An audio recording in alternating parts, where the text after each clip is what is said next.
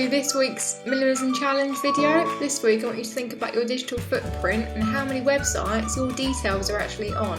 This could be things like shopping websites, social media, your photos that are out there, game accounts even. Do you really need to have all the social media accounts you currently have? Do you really need Facebook, Twitter, Instagram, Snapchat? Do you really need all of these apps? Not even just on the internet, even your photos that are saved onto your laptop.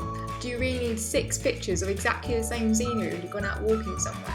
How many websites have you shopped on? How many accounts have you got out there with all of your details on that you've shopped in the past? Have you ever looked at your junk mail? How many websites have got your email address and you're on their subscribing mailing list? I bet you've got hundreds of emails in there from random accounts and random websites you didn't even realise that have got your details.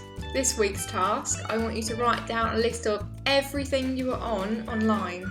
So whether it's your Facebook account or a boohoo.com shopping account, it's ridiculous how many things I think you'll realise you've got. No doubt, even once you've made your list, there'll be other accounts that you haven't even thought about.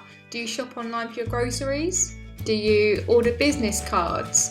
No doubt you'll sit there and you'll make a list today, and then tomorrow something else will pop into your head.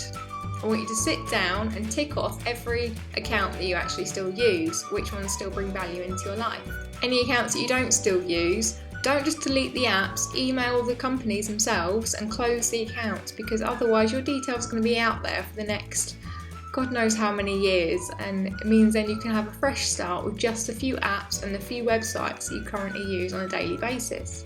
And remember, if you change your mind about something, for example, you might decide later on down the line you need to use your Nectar card and you need to use your Sainsbury's website, you can always remake an account again later on down the line. It's just about culling out everything initially and then figuring out what things you actually need to use normally.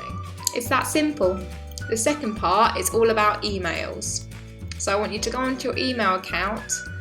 First off, how many email addresses do you actually own? I had 3 last year and I now only have 1 email address. I don't know why I had 3 accounts, but I closed 2 of them. I just keep 1 that I use on a daily basis, basically. And once you're in your email account, I want you to sit down and go through every single email in your junk mail, in your inbox. And the aim of today is to get everything down to 0. But if you see things along the line that you might want to unsubscribe from, at the bottom of every single email you should have an option to unsubscribe from those emails, and it will take you onto their website, and you can just tick a box to say you don't want to receive any emails or marketing information, and that's it. Press enter and you're done, and you'll never receive another email from them. Once your inbox has been zeroed, I want you to make 3 folders.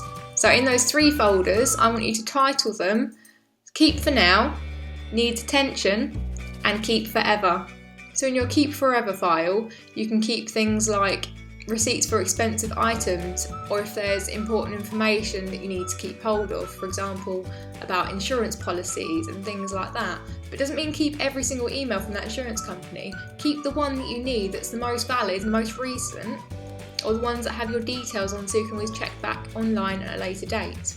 Your Keep For Now folder will be for things like, say for example, you've ordered off ocado.com, you might want to keep your order confirmation in your Keep For Now box.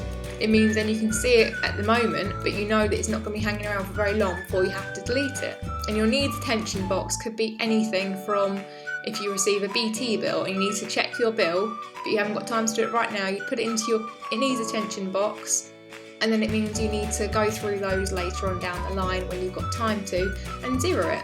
Once you've done this, you should find that you should be able to check your emails once a day, and you might have 5 to 10 emails if there's still a few junk items that still make their way through.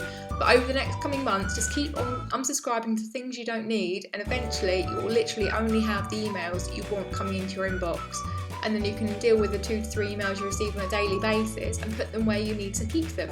So if they need attention, you put them straight into that folder and then you deal with them. If not, you delete them straight away if they're not relevant anymore. Now, depending on how many emails you have, this might take longer than a week. While on the subject of emails, you should really look into paperless billing. You can have absolutely anything from home phone bills to bank details sent to you via email. Therefore, you're decluttering before they've been into the house. I also want you to look into your photos this week. Now, this is a big task for a lot of you, I'm sure, but I want you to go through every single folder and just minimise the amount of photos you have.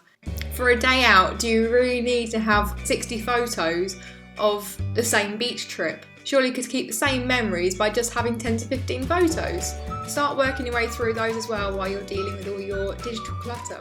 This is part 5 in my 10-week minimalism challenge on YouTube. For more information, please look down below and I'll put a few more details in of what's coming up soon. If you liked this video and found it useful in some way, please give it a big thumbs up and don't forget to hit subscribe, otherwise you might miss the next challenge. Thanks very much for watching. Bye!